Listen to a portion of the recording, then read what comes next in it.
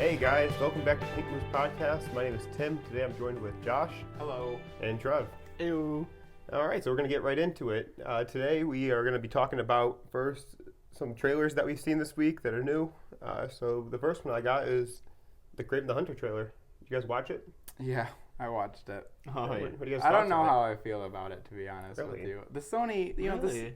the Sony movies are notoriously bad. And if you look at, I just read something that the Sony came out and they were like, yeah, we actually pushed back Kraven because, we realized that it needs some more work and we want this to be on par with the Venom series. Right. And I was like, I don't know if those are your goalposts, man. I don't know, that might be a good thing or it could be a bad thing that they're pulling back and doing like reshoots and re-edits because maybe they saw it was bad and now they're trying to fix it. Yeah, I am all for like people pushing back dates in order to make it better. Like that's something I've seen Apple TV do a ton. Is like they are almost constantly pushing back their dates. Yeah. But they are just spot on with everything they are releasing. Right. So I'd rather wait an extra month and have a good series that's gonna be around forever than them just rush it out and we end up with something that we just don't like. Right. I think that with the Sony non-Marvel expanded universe that doesn't really tie in with the MCU. Madam Web, none of the actors are good. In Venom, none of the actors are good. Tom Hardy is great and Venom's good. But I think we might have something with Kraven because Aaron Taylor Johnson's actually kind of a good actor. No, he really is. So he might be able to save it. He's pretty slept on for sure. Yeah. My thing is, though, is, the Venom movies aren't bad movies. They're just too short. I agree. They tend to cut them out at like an hour and 20 minutes, an hour and a half. I thought they were pretty good because like they're taking a very comical way with the Venom movies, and I feel like if you were to drag that out too long, it might start to kill the energy.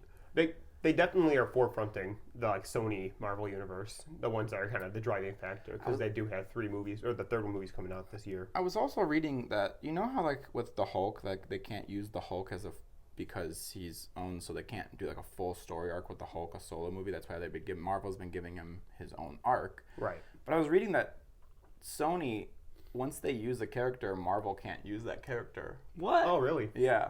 So I think that's why they're capitalizing on all these big characters right now. Jump on all these characters. They're trying to jump on all these characters because there's some clause in the contract where they can't use the character then. Oh. Really? If Sony's currently using the character. So they're trying to lock down all. So they're the trying characters. to lock down some of these characters. It's actually a big old war between Sony and Marvel right now. And the back scene, you don't see it, but I wasn't aware of that. But that makes sense. That makes sense. Yeah, that's trashing all their movies. And they don't even have to have a good movie. They just have to have a movie. So that's why I don't think that they care that Madam Web sucked. I don't think that they care that the Venom movies aren't necessarily great. That's why they have 3 of them. Plus they make money.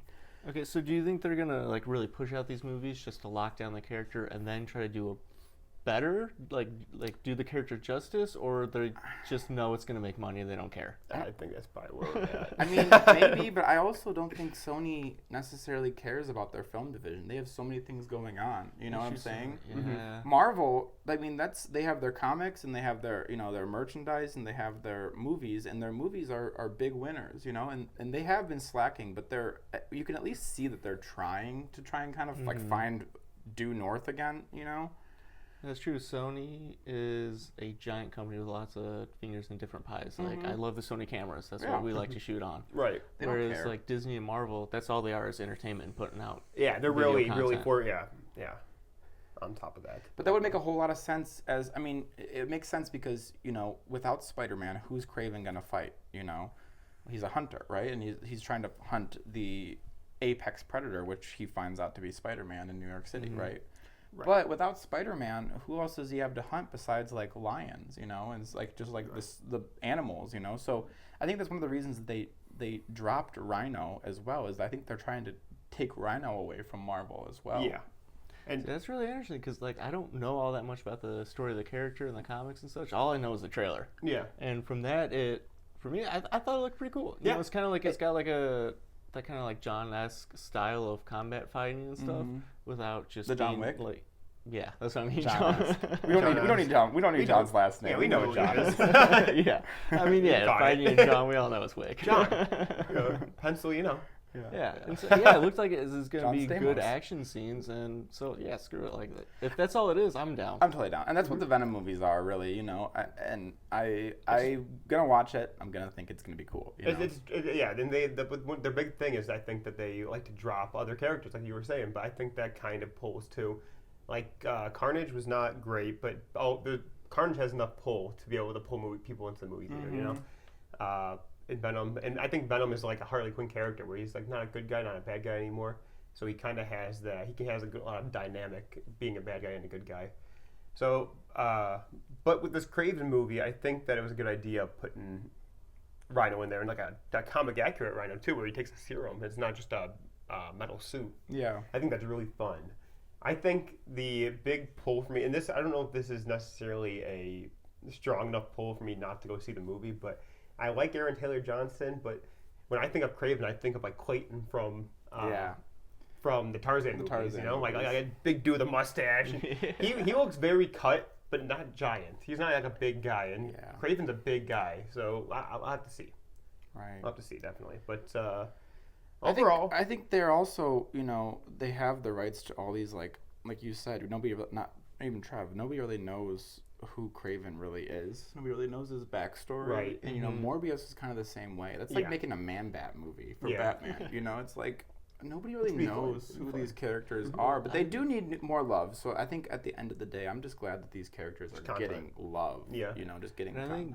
Morbius is a very good comparison. Like, that's what it looks like. That type of movie they're setting up. I just hope they do better justice to the ending. Well, it doesn't have Jared Leto in it, so it's going to be inherently better. So everybody, 2 steps above. Yeah. But overall, I think it's going to be really fun. That comes out, I think, the end of this year. Yeah, it comes out, I think, December, as they pushed it back to December. But I'll definitely go be seeing it and everything like that. But the next one we got, actually, is Hellboy. And Trev, you and I were talking about this before the podcast. You were saying that you'd never seen any of the Hellboy movies, right? No, I haven't. That's crazy. But I have noticed from like what I have seen from different trailers and clips here and there that Hellboy keeps getting smaller. He does throughout keep getting all the smaller. movies. He's like the Hulk. At this point, he is smaller than Chris Hemsworth, who is a semi-natural human being. Yeah, he looks like he got painted red and just said, threw him out there on set. Like, all right, go for it. Yeah, I know. I think they are progressively the way this trailer is going. This one looks cool because it's very horror-oriented. It looks like a horror movie with Hellboy in it, which the other ones were more like grotesque, fantastic. Yeah, you know, Guillermo del Toro. That's what I was gonna say. His whole entire thing, yeah, is like just fun, but not super scary, but has like weird, grotesque. It felt like Pan's Labyrinth. Yeah, which those are great movies. Those are cult classic movies. And I don't think I ever saw the David Harbour one. The David Harbour one is good. They really tried to do it justice. It just didn't hit as well, I think. And I think that the change in voice in this one, David Harbour tried to emulate Ron Perlman a little bit, I think. But this guy just has a totally different voice, too. And it's a comics, you know, originally, so he doesn't really have a voice. But I think he's so synonymous with Ron Perlman now that it kind of, it's like Tony Stark's Iron Man. He kind of just is part of the character now, and that's just how he is. And I think I think it's going to be good. I think it'll be a good movie. Yeah. Altogether. I mean, I've never been the biggest Hellboy fan, you know, from the beginning. I'll probably see it. I don't know. Maybe I'll wait till it comes out on MV or on streaming. Yeah. Plex, one of those two. Yeah.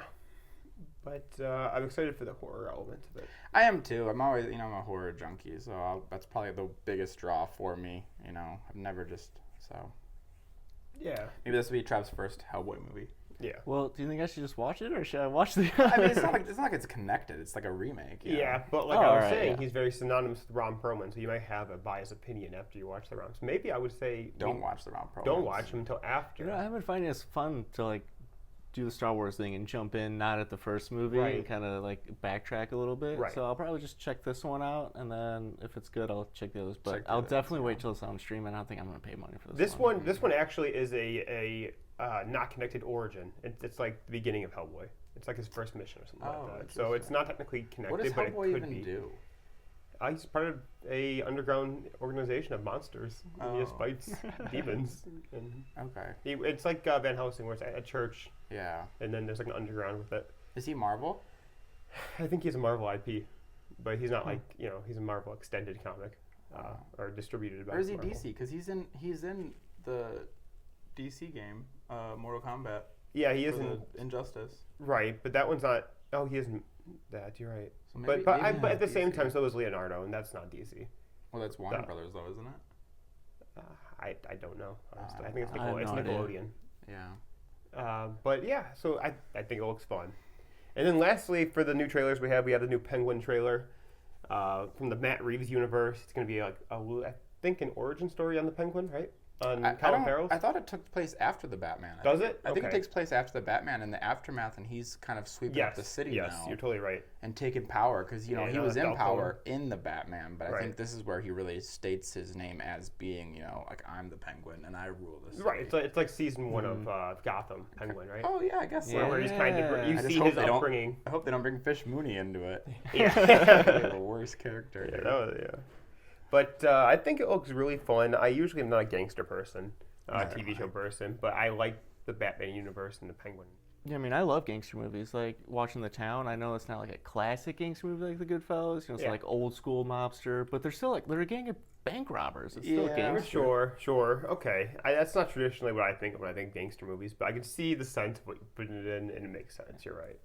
And I do like The Town a lot, but like The Godfather is a little bit slow for me. Goodfellas is good, but what was that one with all the big names like De Niro and The Departed? The Departed. Yeah. That's Irishman. good. That's a good one. The Irishman was too slow. I couldn't finish Yeah, it. it was Too long and too slow. But I think that I'm gonna watch it definitely. It might take me a week extra to watch it, but I'll get through it definitely before the next one comes out. Which is kind of coinciding with the Batman re-release to theaters on the 28th of August. Yes. They're going to have an exclusive Penguin sneak peek. I think the first episode, right? I think it's not the first episode, but I think it's like a 20-minute sneak peek that they're going to play after the movie or before the movie. I don't know exactly when, but that's releasing back into theaters on August 28th. Which I'm excited for. I am too. Definitely, because I never got to catch it the first time it came around theaters. Oh, really? Yeah. Have you seen it at all? Oh, yeah, I've seen it. I just didn't catch it in theaters, unfortunately. We went and saw it in 4DX when we went. We were in the front row. And, 4DX is where it sprays water. It's Gotham, so there's explosions and rain all the time. Literally, so you're just I walked out of that theater soaking wet because it's just raining the entire movie. It's so funny. Yeah. And we got tickets. We decided to go last minute, and we had a big group. There was maybe 8 or 9 of us. So we were like, okay, let's go and let's do it 4DX. And the only seats available were the front row. So you're getting like whiplash. You're getting whiplash, and you're in the Batmobile the whole time too. So you're just getting rocked around like it's like a roller coaster, But you're at the same time you're trying to watch the movie, but you have to keep your head completely craned up, So close because you're so close to the screen. Don't recommend that for anyone. Yeah. Not a good experience. It would be fun to go see it just regular again in theaters, because I think that was the only time I saw it in theaters, and it kind of took away from it. I want to say as much as I wanted it to be better. But that being said, we did produce and direct and write our own Batman short fan film.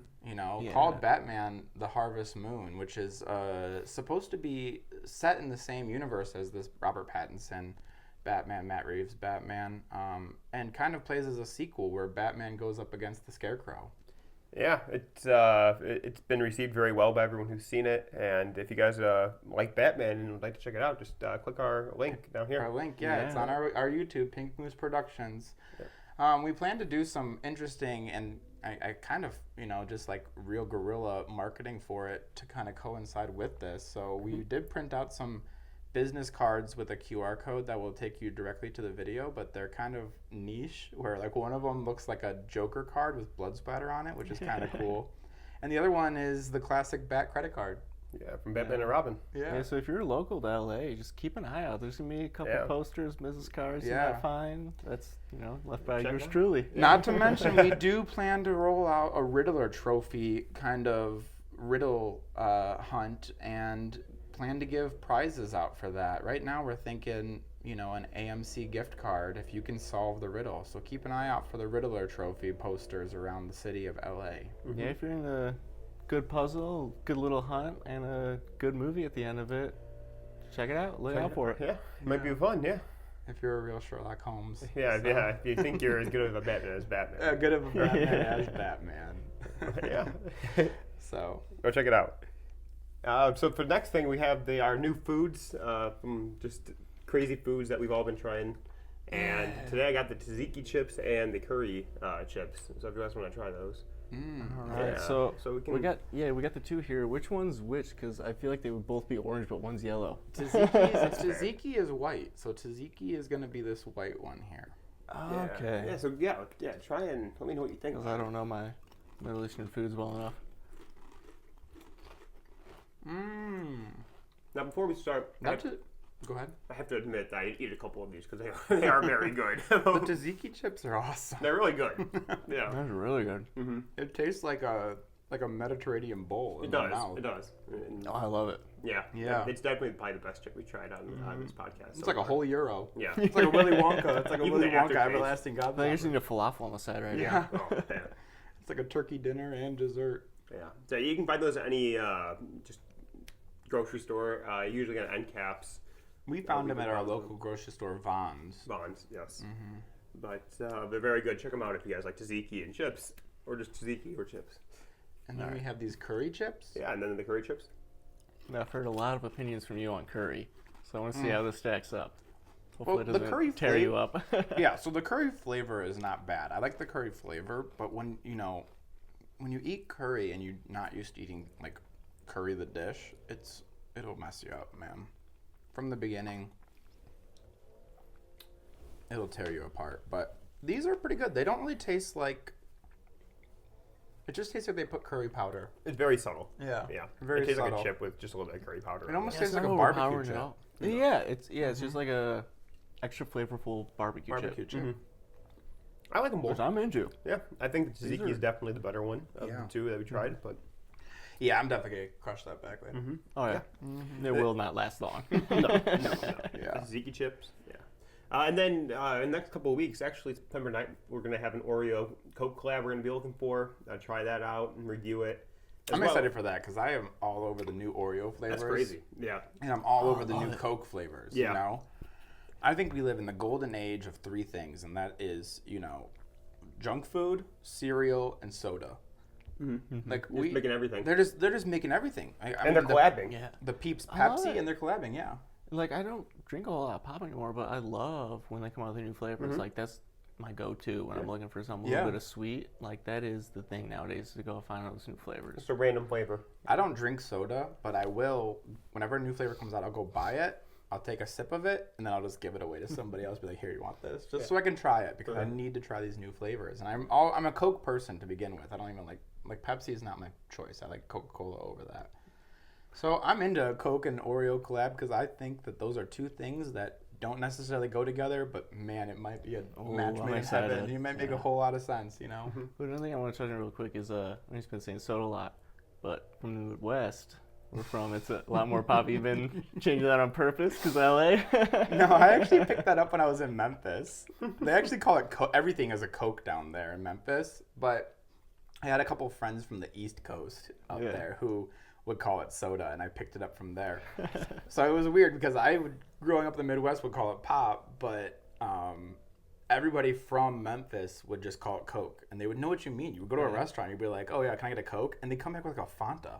You know, it's like, how do you know what I mean? Yeah, I was gonna say, you guys both lived in like the mid-South, I would say, in Tennessee, at different places, Memphis and Nashville. But do they call wild at different times? Just totally But did you ever pick up anyone saying like a white Coke or a clear Coke for Sprite? Because I've heard that as a No, I never heard that. So when I was in Nashville, they weren't so much on the Coke thing describing everything. It was, they definitely said soda. Yeah. And there were a couple times where I said pop, and as soon as it came out of my mouth, They I rail saw you the for eyes. it. They just stared me down like, "Oh, you're not from here." The South is very welcoming on the outside, but on the inside, they're not very welcoming. They're not. I remember, whenever I'd have my Chicago accent, they would even just be like, "You're not from here," They'd be like, "How do you say that again?" And I'd be like, "Chicago," and they'd be like, interesting. Let's see, you don't talk right, Yeah. Yeah. Yeah, they are.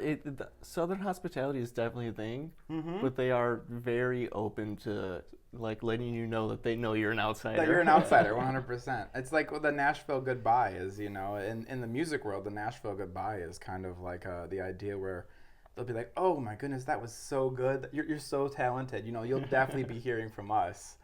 And then they just never call you because they don't have the Southern, hospitality is so strong. They just don't have the heart to say no. Yeah. Yeah, so the moral of that story, when you're on vacation, anyone just use the specific name of the drink you're using. Yeah. Just when in if Rome, it's a man. Fanta, call it Orange Fanta. Don't give them any room to berate you. Yes, exactly. Yeah. But yeah, I picked up soda there. Yeah. So. But I'm excited for this Oreo Coke collab because I think the Oreos are gonna be Coke flavored and the Coke is gonna be Oreo flavored. Yep, and they're gonna have a little I guess emulation of carbonation in the cookie. So it's gonna be like a pop rock, or something like that, which is gonna be crazy, I think. Great. So I know Matt's still looking for those all over the place once they come out. He's been on top of that, and the Taco Bell new release of some new foods. I know Matt's been on too, and I know we're gonna probably have I don't know those. anything about this. Yeah, so he kind of was explaining it to me. These are coming out November, I believe, and there is a Baja Blast gelato coming out. What? Which sounds awesome.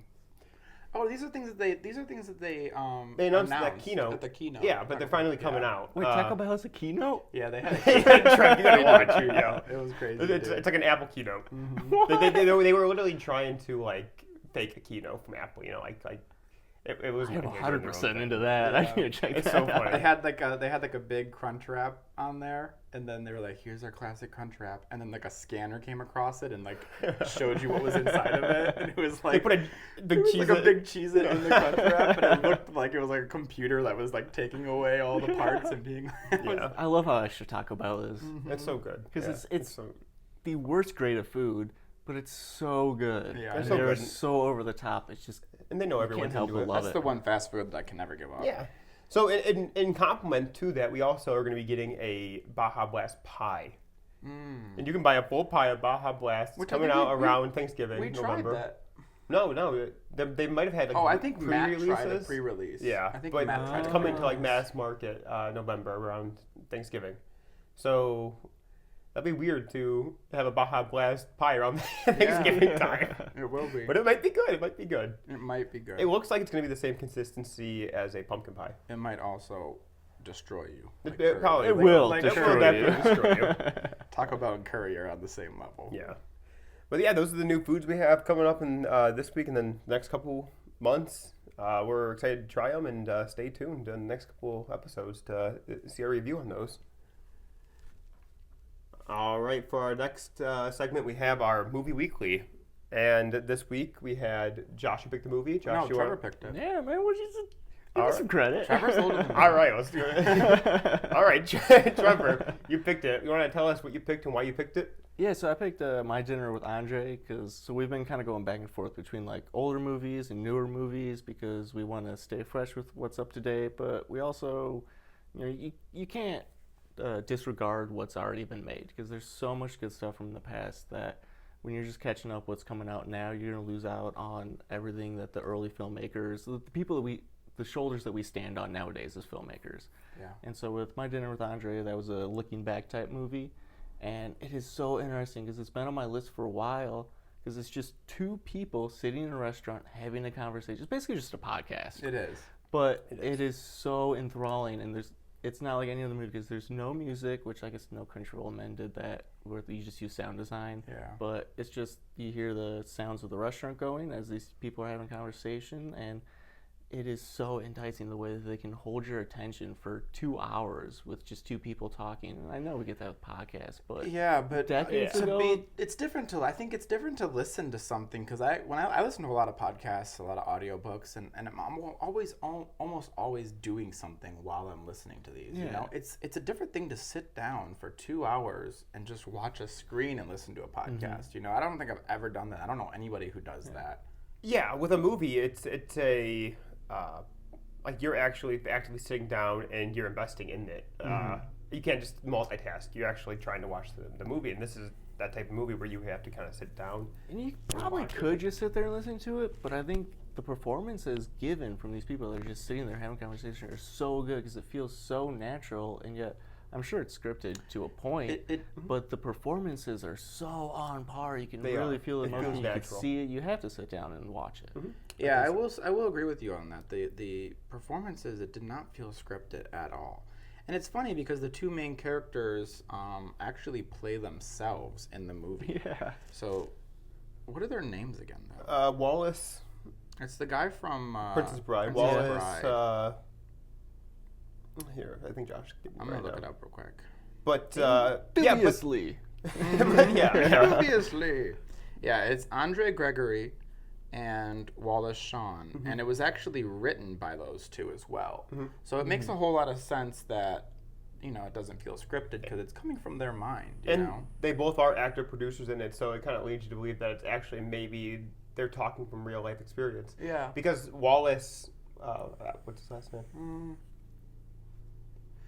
Shawn? Wallace Shawn was a professor before he was an actor, and he talks a little bit about when he was a Latin teacher. Yeah. They bring a lot of their own personal lives into the script. Yeah, and I was reading a little bit about Andre as well, and before he became an actor-producer, his family were Jewish in the concentration camps. So that's why he talks so much about he kept bringing Nazis. it back to concentration camps and Nazis, I think. It's because they are pulling from what they know. And I think that makes it so much more natural and so much more enthralling. I think on a deeper level, I think it was just a great movie because, I think we're saying that did feel a little bit like they were pulling from just their natural. And they always say, write what you know. And obviously they did write what they knew. But I think, part of the movie was Andre was talking about how he's had this picture of this girl for 20 years, and he would always look at this picture, and in the picture she was in like a nice like dress, and she was laying, and he was like, she just looked sexy, But then one day I looked at the picture and I was like, this is the saddest girl in the entire world. I actually saw her, and a big portion of that movie towards the end is talking about being present and being with somebody and actually seeing them for who they are. And not just, being next to somebody. And I feel like we were actually there with these people. I was actually seeing, there was nuances on Wallace's face and nuances on Andre's face. And I was like, I feel like I'm actually here with these people. Yeah, right. It really starts off as like just kind of the Wallace character kind of almost like interviewing Andre a little bit, like these kind of stale questions, get the conversation going. And Andre really gets into this like campfire story, which is really interesting, and I don't want to give too much away, but after that it really starts getting deep and touching on these existential questions that everyone has floating in their mind, and these two people that just really get into it with each other and talk about the big ideas of life. Yeah, right. I think that in the beginning of the movie, you kind of feel that, but then it quickly goes from just a conversation to you realizing that it's a character study, not just on a character, but on society as a whole. Yeah. And I think I was going to say, I think to Trev's point, I personally do a lot of existential thinking, and I don't think there's a single thing in that movie that I had not thought of before, personally, because it's things that I think we all think about, whether we want to admit it or not. But I also feel like there were perspectives that I had never thought of before, though, Yeah, exactly. The topics I had thought of, but I got perspective that I didn't have. And it's really great because they end up towards the end getting into like more civil arguments where it's just debating versus just asking questions, and then you get the perspective, and then you might get the perspective that you had thought about before, but then you're always getting a separate, completely opposite foil perspective that makes you really think like, oh, maybe this is a better way to think about that. They really take that whole idea of when you're writing, if two people are having a conversation, or more specifically an argument, both characters are right. Yeah. If there are people having an argument, at least two people have to be right, because you can't write something and have, in your mind be thinking this one character's wrong and they're going to have bad arguments and they're going to lose in the end. Both characters have to have valid points. And that's the entire movie, is two people with two different valid points going head to head, and they have a little bit of history And like they haven't talked to each other in a couple of years, but they like after a little bit of talking to each other, they warm back up, and so you have this old history where they can really get deep and raw with each other and have a good conversation. Yeah, I think I bring a lot of it back because Tim and I have lived together for so long, and we're brothers, and we're both working in the same kind of industry together.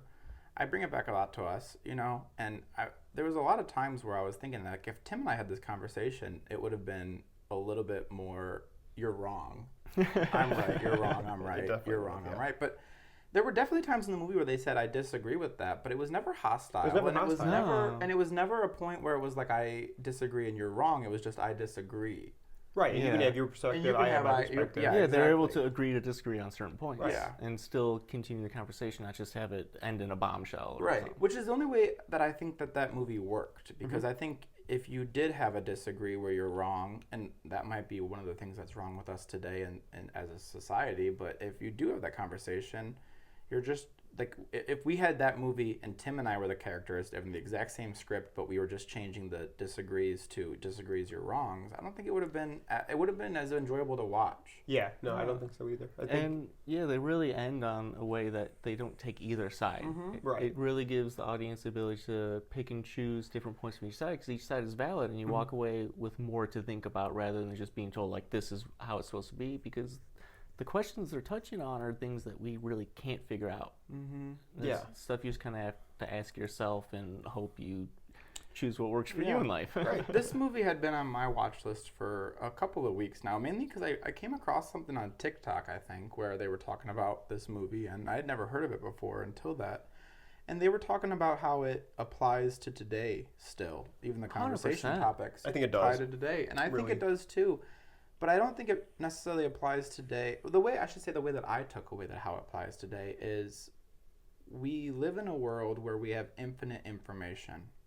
And they did not. When this movie was filmed, it wasn't necessarily infinite information. 1981, yeah. No, they didn't have Google and all that? No, we have the internet at our fingertips. I mean, this new iPhone 16 is going to have 6 gigabytes of RAM. That's almost as powerful as a baseline Mac. You know what I'm saying? That's crazy. Yeah, in your pocket. In my pocket, So, I mean, I think one of the biggest takeaways was that we tend to think that we know more than we know, and we've shut the door on these existential questions to say, I don't know, or I disagree, this is my thought on it, because we tend to deal in absolutes now.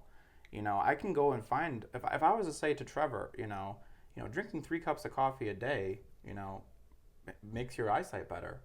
I can go find probably 3 or 4, published articles from, scientific journals that corroborate that. With the world being connected as it is with the internet, you can find any source to validate your opinion at this point. Exactly. And it doesn't mean it's right, but you can find a bunch of other people that will validate you. Oh, yeah. Definitely. And I think this movie, it pulls off a big feat because domestically it did not do well. I don't think it was a big movie when it first came out. I think it made $5,000. Yeah. But I think the feat about it is that it's become a big cult classic movie, I feel like. And it's still relevant today. And I would beg to bet that it probably cost about $5,000, if not less, to make it. Well, I think if that, but only because camera equipment was so much more expensive. I think that's the thing. If they were to make it nowadays, they could do it shoestring budget, almost nothing. But back then, they had to actually run film, and then the lights they probably had to set up. With them writing and producing and acting in it, they could have done that for free. I mean, our Batman movie that we did, we shot it on what kind of camera did we shoot it on? That was a Sony, the A7C. The A7C. Yeah. Okay, so we did that, and I think we got away with making a 30-minute Batman fan film for like $3,000. Yeah. So it's not impossible to make low-budget quality movies nowadays, and I think they could have done that for free. But back then, obviously that was a big investment, I'm sure, for them.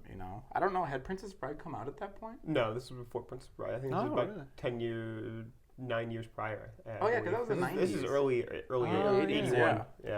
Yeah, so I mean, I think at this point, both of these guys had relatively, no careers necessarily, or were just starting out in their careers. And I feel like this is like a student film that is the best student film that I've ever seen. Yeah. You know? Yeah, I can see that definitely. And there's one extra character in there we haven't touched on because it's basically just two guys talking are the only character in the movie. But there's also the waiter, Right. and so underrated. That guy, I love him too much. Like he's so blinky with the eyes. Yeah.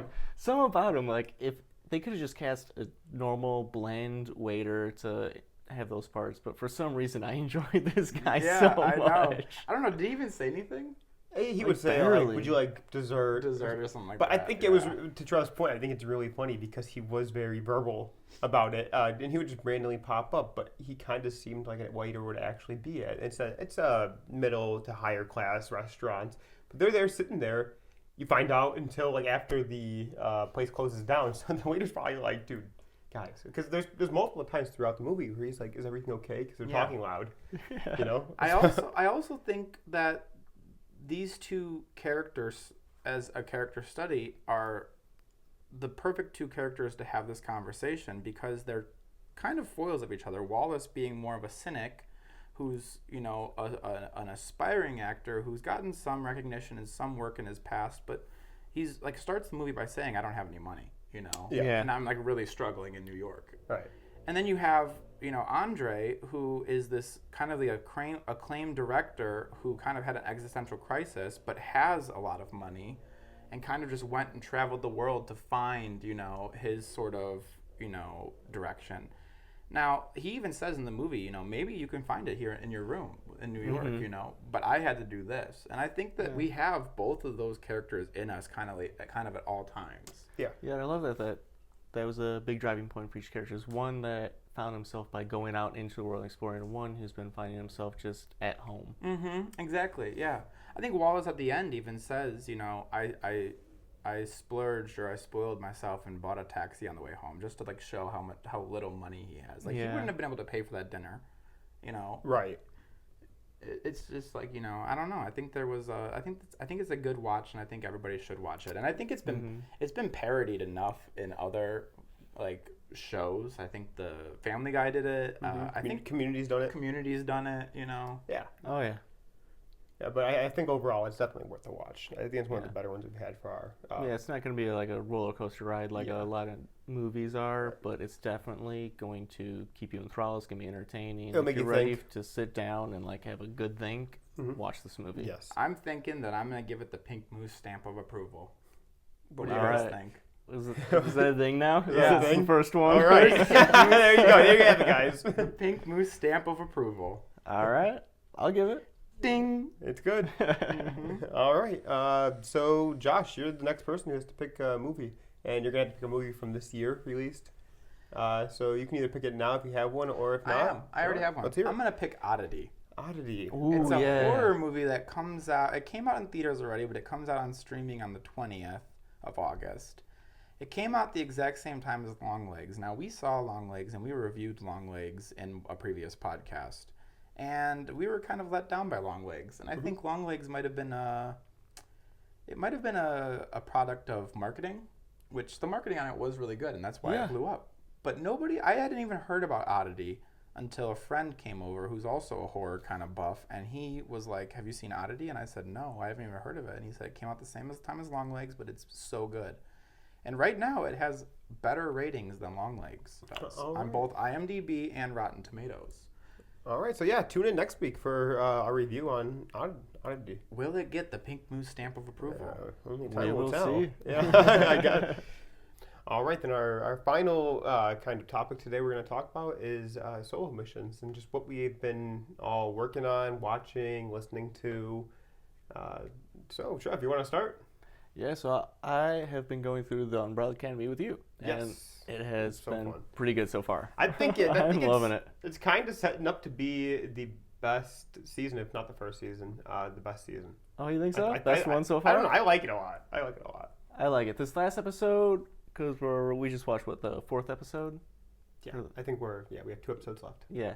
So getting pretty close to the end, which kind of has me a little worried that they don't have quite enough time to really finish out the season in a proper way. Yeah. But other than that, yeah, it has been pretty enjoyable. I've loved the entirety of the run of Umbrella Academy, but I'm also a little bit biased because I love Gerard Way and MCR, and Yeah, you are the biggest Broadway fan, which is totally fine. I think that's great. I gotta say, I haven't started this season yet, but the last season kind of lost me on it. So me too. Oh yeah. Yeah, and the reviews that this has record low reviews. Yeah, it's not shaping up to be the best season. 'Cause like I said, I don't think they have enough time to really flesh it out the way it should be. Right.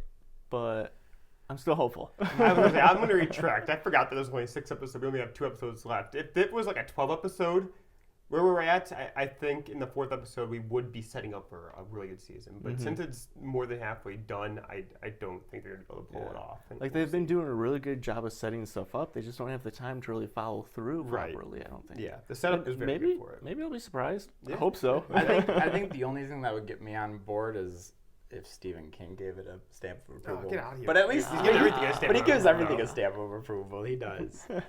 I don't know if they pay him or if he's just the nicest guy in the world, but he gives everything a stamp of approval. Yeah. Stephen King's too good with his writing, though. Like, yeah, he really is, man. I do. I'm a big Stephen King buff. I love it. Tim's going through the Dark Tower right now, and Trevor's just getting into it right now. Yeah, I really had not. I don't think I read any Stephen King until about like a year ago, and now I'm on like my 3rd or 4th book, which it's a big one. I'm going through The Stand right now. It's a biggest book. I'm doing audio, and it's like a 40-something hour. Are you going through the uncut version, or are you going through the like publicly released version? I don't know. That's fair. I don't know. Let me check my Audible real quick. I think that if you have the time to change, if it's not the extended version. I mean, I'm only like 11 hours in. The extended version. The extended version's so good. But that one, there's some lore behind that book. He literally he had to release the extended cut or the uncut version with I think 500 more pages, and that was like 10 years later because the publishers were saying there's too many pieces of paper in each book binding, so they were just going to lose money. So he had to cut 500 pages out. And his books are notoriously big, right? So that's a big book. Huge. I don't know how he comes up with so many words. Yeah, I know. Yeah. I think the craziest thing about The Stand is, if you listen, he has an interview where he's talking about it, and he's like, I was writing The Stand, and I had kind of hit a roadblock. I had all these characters, and they were in their different places, and it was setting up for something, but I couldn't figure out what it was setting up for, and I kind of just didn't know. I kind of hit a roadblock, so I put it in my desk for a couple months, and then I was on a walk one day, and I was thinking about it, and I was like, well, what if I just blow up half the characters? Yeah, that's a great story. Yeah. And that's what he did, and that actually turned that's like the catalyst for the book, for like how the tides start to turn, and we lose some good characters, and then the rest of them kind of rally. Which is wild. I think that is why I love his writing so much. Is he doesn't do so much like outlines and plot points. He just has these characters in his head that he goes, oh, let's see where they go. Yeah. And he just follows them. Yeah. Right. Like we are reading the book. It's insane. I don't know how he writes like that. I think definitely his MO. I think he doesn't know where they're going, and I think that's what keeps me intrigued, is if he doesn't even know where they're going, I'm not going to know where they're going. Right.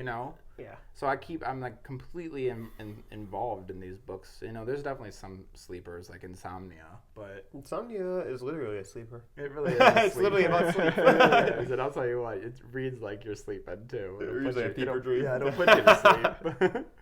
It's a tough one. That is a tough one. I've had to start it a couple of times, and Talisman's another one that's really a tougher. The Talisman is a tough one.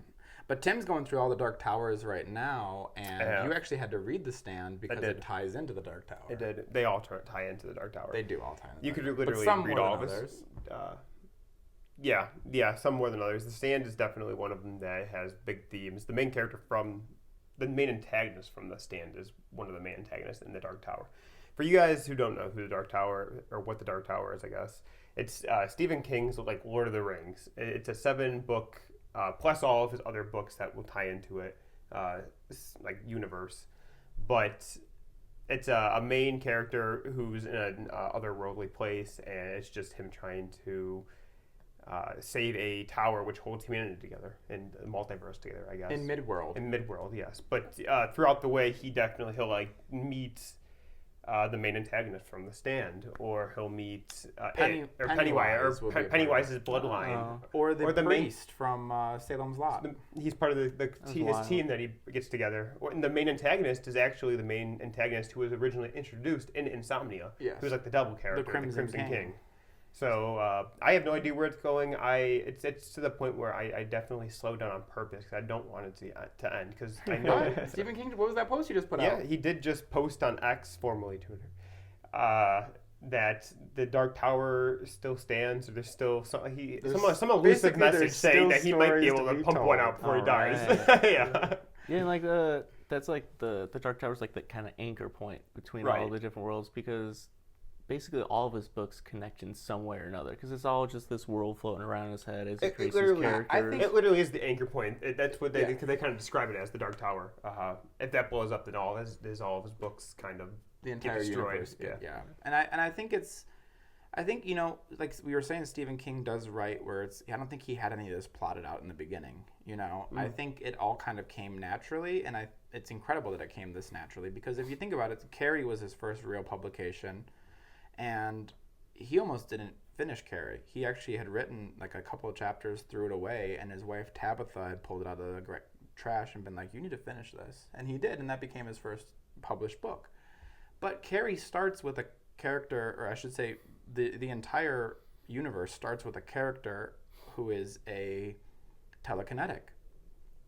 And telekinetics, pyrokinetics, and I guess the rest of the kinetics they're all touched on in Stephen King's works, and they all are versions of The Shine. And The Shining, touches on The Shining, and we have Danny Torrance who shines, but he's no different than Carrie. Right. They just share the same power. Right. And it's cool getting into that, seeing The Shine's kind of like the Force. Yeah. Where No, sorry. I was going to say a lot of people have more than others can exhibit it, but everyone kind of has a little bit of the ability to be able to master that. Just a little bit. More people can use it better. I think that's a great way of putting it. Like, it's like the Force. It's his version of like supernatural powers and magic. It's his magic system is The Shining. Yeah. And I love it because like all of his books have the supernatural element to it. And it's so good. And if you read The Shining, he does state in The Shining that everybody in the world has the power to shine. Now, it's typically children who have a stronger shine, and as they get older, it tends to dull. But some are stronger than others. So you have Danny Torrance, who is one of he has one of the strongest shines, more powerful than Carrie, more powerful than, the fire catcher, or fire starter. And it's really cool because he even brings in elements of like different locations on Earth will increase people's shine. So like one of the ones that I went through is Doomakey. So like if you go to Doomakey, it really amplifies all your powers, and so it just becomes like a shitstorm of a place on Earth. Yeah. Those are like rift places around the world where there's a portal to Midworld too, and that's why it's so strong. Oh, okay. So you kind of get into that in the Dark Tower. Yeah. It's like rift points. Yeah. New York has a couple of them. Yeah, and it's cool because before the Dark Tower books, he had, like in Doomakey and stuff. The Doomakey come out before or after? Doomakey was it was fairly early, mid-2000s. Oh, yeah. Yeah. But there's a lot of them that he doesn't touch on, and then he'll bring back around in the Dark Tower, and you're like, oh, that's what that book 10 years ago was meaning. Yeah, exactly. Yeah, so it's very fun to. Yeah, I definitely recommend reading all of them, and then reading like It and The Stand and all of his other ones that go along with it. Yeah, it's so fun. If you're looking for a lifelong, reading companion, Stephen King's your guy. Which I'm into. Like now that I've gotten into him, I don't ever stop. Like I will not stop reading Stephen King until they're all done. I'm done, which I will never be. Yeah. Well, that's the thing. Like a good jumpstart for me is like having you guys who are really into it, so I know like which books to go to next instead of just kind of wandering through them, which I'm sure I could. Yeah. I would enjoy it all. Yeah. But like having a direction to go is super helpful. A lot of them are so nuanced, I'm so glad you guys have that deep knowledge, and especially like you're working on a deep dive of really how they all connect. Yeah, we do. We were on YouTube, Tim and I were on YouTube, and we're really big into iceberg videos, and we were kind of like, I wonder why there hasn't been like a really good deep dive into all of Stephen King's works, like where he was, because he does write himself into the Dark Tower, where he's actually a character in the Dark Tower. But realistically, the way that he writes is, we'll start, what happens if this happens to these types of people, you know? And then he just kind of goes from there. So a lot of himself and his life is in these books inadvertently. Mm-hmm. So I think that, you know, one of the things we want to touch on is where was Stephen King in his life when he wrote this book? He's definitely listening to AC/DC and Led Yeah. and he brings all the classic rock and yeah. Where was he when he was writing these books in his life? And then how do these books tie into all the other books? Because there are some books where you'll read like a 600-page manuscript and you'll catch one sentence that ties it into the Dark Tower. Yeah. You know? Exactly. Where it's but it not, makes the world it's not, difference. Yeah, but it makes the world difference. Like, It's not like the Marvel universe where it's like, you know, Spider-Man's swinging in and, you know, Pennywise is over here. Yeah. It's like, you have to know what you're reading. Sometimes it's just like a blink and you'll miss it. You have to know what you're looking for. You have to like dig for it. And you're like, oh, that's what that is. And sometimes you'll read the book, like Tim said, sometimes you read the book and you have to wait 20 years for another book to come out to even to be like, oh, wait, that was that, you know? Yeah. I was just reading, he just released a new collection of short stories called If You Like It Darker. And there's a book in there. He did a sequel to Cujo, which was a book that I think his fourth book that he ever wrote, which would have been in 78, you know?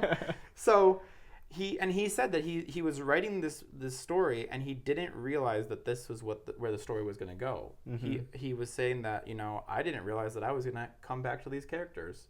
But as I was writing 4.5 decades later, as I was writing this story, I said, wait a second, these are these characters, you know? And he actually, in that story, I think he goes to an island that's right next to Duma Key. So he talks, he talks about Duma Key. It all takes place in the same area, and that's kind of one of the things that, you know, the catalyst for it and so on and so forth. But, you know, you do have to wait. Now, one of the things that I think is pretty interesting is, you know, because Stephen King has such a great output, and we know that he writes, let's say, 6 pages a day, he's got a lot of manuscripts and work that has not been touched on, you know. Oh, I'm sure he's got like a whole that, library that's what I'm full of saying. stuff. That's just in the desk drawer somewhere. Yeah. So even like going through his on writing, he talks about how Carrie he had thrown in the trash at some point. His wife pulled out, was like, "You should keep writing this." Yeah, exactly. And I think that one of the things that I'm looking forward to, kind of, you know, not looking forward to, is he's getting up there in age, and, you know, there's going to be a point where he's going to pass away. Now, Joe Hill, his son, is doing a great job at kind of keeping the whole legacy of horror writing alive, but it's not the same. And I'm interested to see, once he passes away, they start releasing his, you know, all like the posthumous stuff, you know. And I'm really interested in that because I'm a big Ernest Hemingway fan as well, and 2 of my favorite stories of Ernest Hemingway were his posthumous stuff, you know. Mm-hmm. So I'm really kind of excited for that. There may be some things that, you know, tie some things together. I'm interested, you know. Even if Joe Hill gets in to finish some stuff, or even his other son Owen, you know. Yeah. Which I haven't read any Joe Hill stuff yet, but from what I've heard from you guys, he's got a pretty similar voice to his dad. He does. He's got some good hits. I've not read as much Joe Hill either, but I definitely... He has Nosferatu. Nosferatu. Not the classic movie, but there's like a retelling of it with... They did a show with Zachary Levi? What's his name? No. Quinto, yeah. Yeah. Zachary Quinto? Yeah. Spock? Yeah, Spock. Yeah, that's his name. He played the character, and it's like a modern retelling of Nosferatu. Mm-hmm. And then he also did for Marvel Comics, I think, Lock and Key. Yeah. I was gonna say, he's done comics too. Yeah, which was a big... I watched the Netflix adaptation. I loved it. Yeah, I did too. Yeah. That's Joe Hill. Yeah. Oh, and The Black Phone with Ethan Hawke, which they're doing a second one of now. Ooh. Mm-hmm. Which I don't know how that's going to work, but we'll see. If Ethan Hawke's in it, I'm into it. Oh, yeah. Are we? I don't think he has a bad movie. No, I don't think he does. Really? I don't think he does. Really? Ethan Hawke is handsome. Not Gattaca?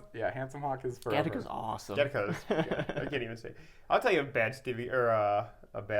Ethan Hawke movie. It's the Daybreakers. What are you talking about? Daybreakers was No, it wasn't. It was great, all right. But it wasn't bad. No, it was bad. I think Tom Cruise and Ethan Hawke are the same, where they don't have any bad movies. You're wild. You really think Tom Cruise doesn't have any bad movies? Name a bad Tom Cruise movie.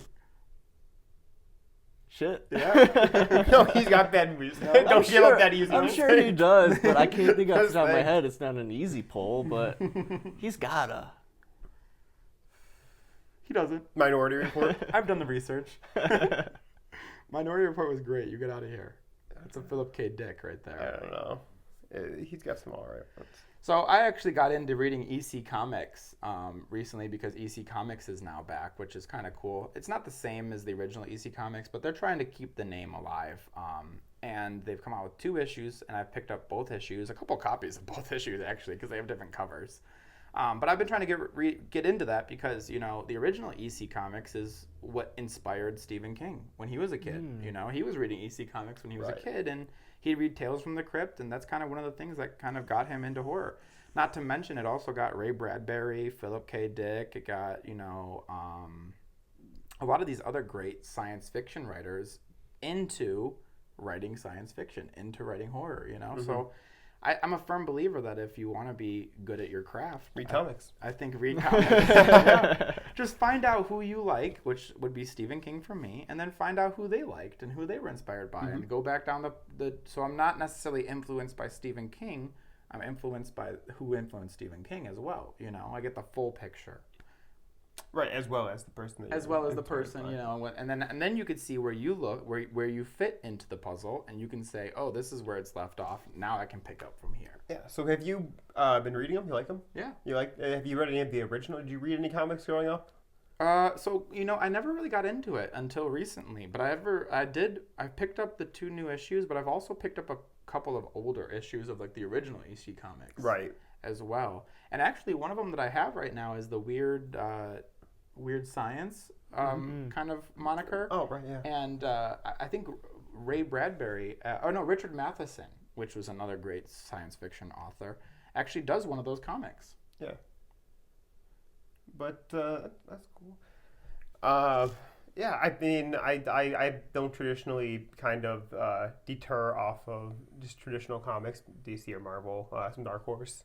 But I'd like to get into EC Comics a little bit more and see a little bit more horror aspect of comics, because I think there's a lot of untapped in the comic world that I have not.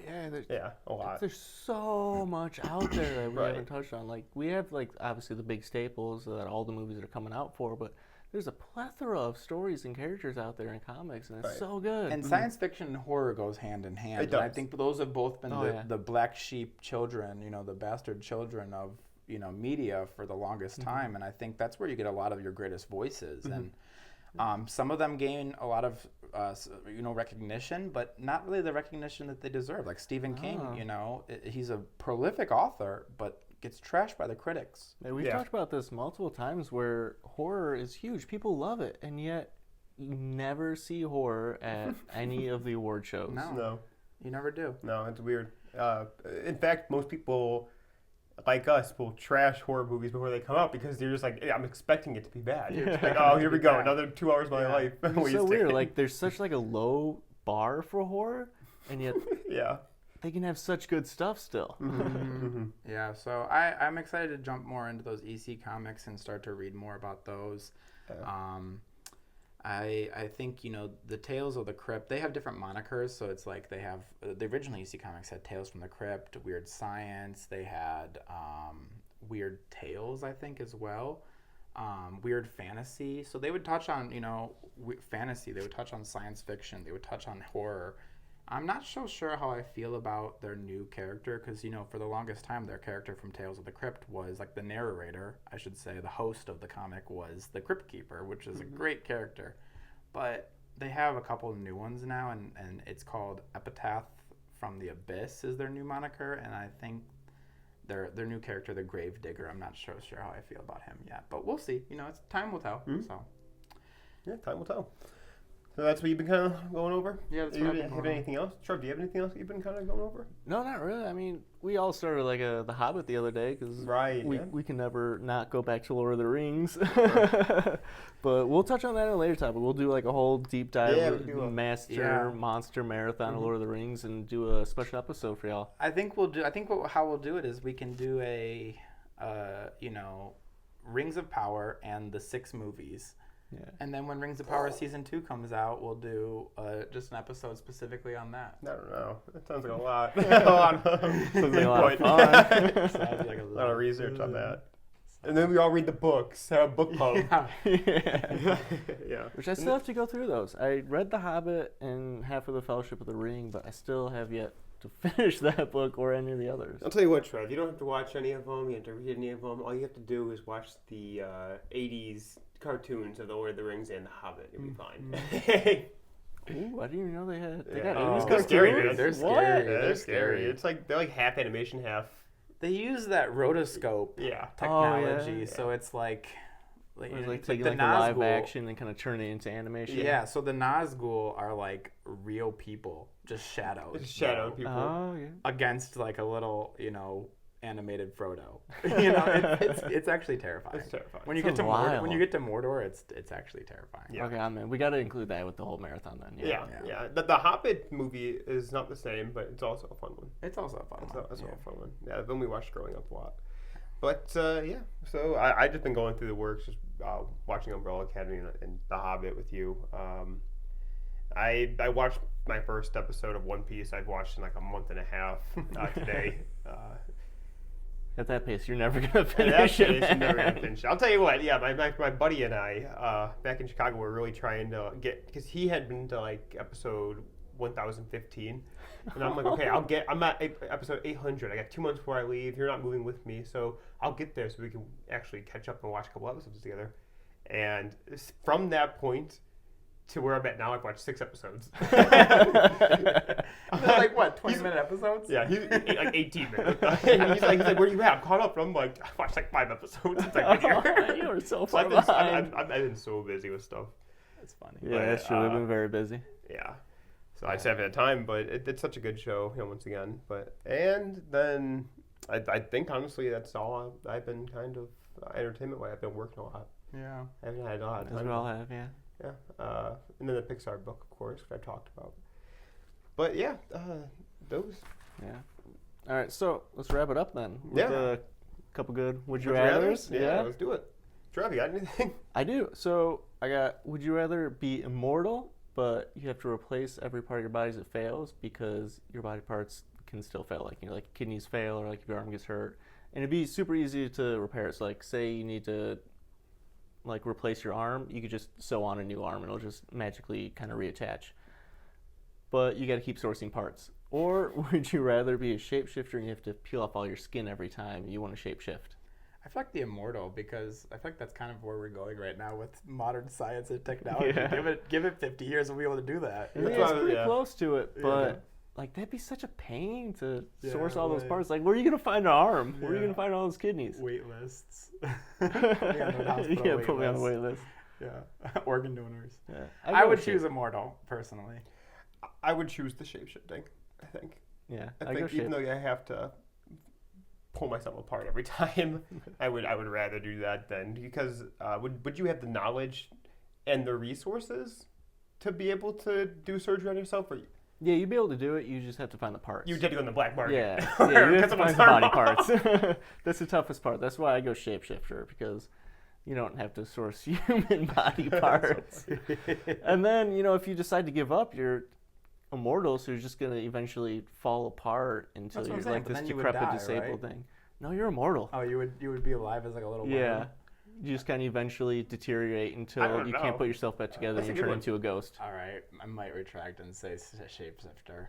That would be disgusting. I think the shapeshifter. But would you be hurt when you're ripping off your skin? Would it feel like you're ripping off your skin actually?